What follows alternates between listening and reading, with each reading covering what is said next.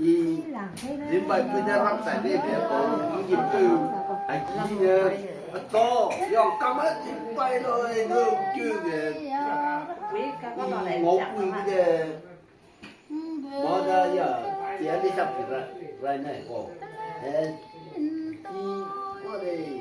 những bác sĩ này có phải đây biết cầm ở đó này được có rơi nước ở đây biết có chưa đủ gì họ không phải là nước gì mà chưa đủ chưa đủ đạo thế rơi nước ở đây nước cô làm gì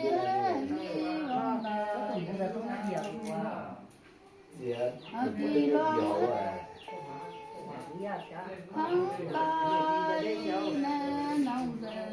Jadi dulu itu jadi waktu kita nói đó, kita nói đó.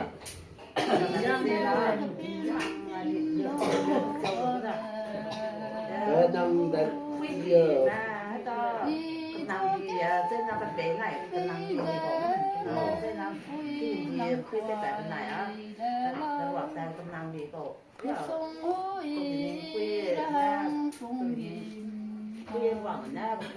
châu châu tập